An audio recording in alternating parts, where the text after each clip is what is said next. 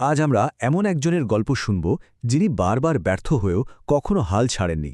তিনি আর কেউ নন, e-commerce giant Alibaba গ্রুপের প্রতিষ্ঠাতা জ্যাক মা। চলুন তার এই অসাধারণ যাত্রাটা একদম কাছ থেকে দেখা যাক। ভাবা যায় গল্পটার শুরুই হচ্ছে ব্যর্থতা দিয়ে। কলেজে ভর্তির জন্য একবার না দুবার চেষ্টা করেও পারেননি, আর চাকরির জন্য তো ১ ডজনবারেরও বেশি জায়গা থেকে না শুনতে হয়েছে তাকে। এটাই ছিল জ্যাক মার শুরুর দিকের কঠিন বাস্তবতা। কিন্তু জানেন তো, এই ব্যর্থতাগুলোই আসলে তাকে ভেতর থেকে তৈরি করে দিয়েছিল। একজন সাধারণ ইংরেজি শিক্ষক থেকে তিনি কিভাবে পুরো বিশ্বের জন্য এক আইকন হয়ে উঠলেন, সেই গল্পটা শুনলে সত্যিই অবাক হতে হয়। আর তার এই অবিশ্বাস্য যাত্রার পেছনের মূল শক্তিটাই ছিল তার অদম্য ইচ্ছাশক্তি। তো তার জন্ম হয়েছিল ১৯৬৪ সালে চীনের হাংঝৌ শহরের এক সাধারণ পরিবারে। ছোটবেলা থেকেই ইংরেজি ভাষার প্রতি তার ছিল একটা অদ্ভুত টান, একটা ভালোবাসা।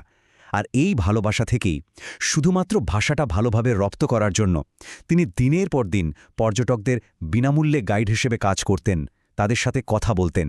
আচ্ছা, এবার আসা যাক তার জীবনের সেই পর্বে যেটা শুধুই প্রত্যাখ্যান আর ব্যর্থতায় ভরা ছিল। মানে তার পথ চলাটা যে কতটা কঠিন ছিল তা কল্পনারও বাইরে। দেখুন, কলেজে ভর্তি পরীক্ষায় পরপর দুবার ব্যর্থ হলেন। এরপর চাকরির বাজারেও ঠিক একই অবস্থা।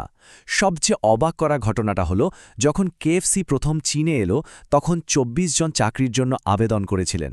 ২৩ জনেরই চাকরি হয়ে গেল, আর একমাত্র যে মানুষটা বাদ পড়েছিলেন তিনি ছিলেন জ্যাক মা। অবিশ্বাস্য, তাই না? কিন্তু এরপর জীবনে এমন একটা ঘটনা ঘটল যা সবকিছু একেবারে বদলে দিল। একটা সাধারণ ভ্রমণ তার চোখের সামনে খুলে দিয়েছিল সম্ভাবনার এক নতুন পৃথিবী।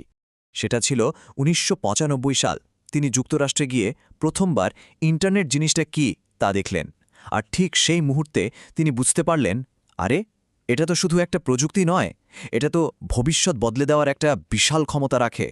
তিনি যে কনসেপ্টটা নিয়ে কাজ করার কথা ভাবলেন সেটা হলো B2B বা বিজনেস টু বিজনেস ই-কমার্স। এর মানে খুব সোজা, যেখানে একটা ব্যবসা অনলাইনে অন্য একটা ব্যবসাকে পণ্য বা সেবা বিক্রি করবে। তার দূরদর্শিতাটা ছিল সত্যি অসাধারণ। তিনি এমন একটা জিনিস দেখেছিলেন যা তখন আর প্রায় কেউই দেখেনি, যে চীনে ইন্টারনেটের এক বিশাল বাজার পড়ে আছে, যেটা তখনও কেউ কাজে লাগায়নি। আর এই একটা উপলব্ধি ছিল তার সাফল্যের মূল চাবিকাঠি। আর ঠিক সেই উপলব্ধি থেকেই জন্ম হলো আলিবাবার। ভাবুন তো, আজকের এই বিশ্বকাপানো কোম্পানির শুরুটা হয়েছিল কতটা সাদামাটাভাবে, নিজের ছোট্ট একটা অ্যাপার্টমেন্টের ভেতর থেকে। সালটা ছিল ১৯৯৯। জ্যাক মা তার ১৭ জন বন্ধুকে নিজের অ্যাপার্টমেন্টে ডেকে আনলেন, আর সবাই মিলে প্রতিষ্ঠা করলেন alibaba.com। তাদের একটাই লক্ষ্য ছিল চীনের ছোট আর মাঝারি ব্যবসাগুলোকে পুরো বিশ্বের সাথে জুড়ে দেওয়া। তারপর শুধুই সামনে এগিয়ে যাওয়ার গল্প। আলিবাবা শুধু একটা কোম্পানি হয়ে থাকল না, এটা চীনের পুরো ই-কমার্স জগতে রীতিমতো একটা বিপ্লব নিয়ে এলো। দেখুন, আলিবাবা কিন্তু শুধু একটা প্ল্যাটফর্মে থেমে থাকেনি। তারা তাওবাও তৈরি করে চীনের সাধারণ মানুষের কেনাকাটার ধারণা বদলে দিয়েছে, আর আলিপে দিয়ে ডিজিটাল পেমেন্টের এক নতুন যুগ শুরু করেছে। এভাবেই তারা একটা সম্পূর্ণ ইকোসিস্টেম তৈরি করে ফেলে। তাদের সাফল্য যে ঠিক কতটা বিশাল ছিল তার একটা প্রমাণ হলো এই সংখ্যাটা।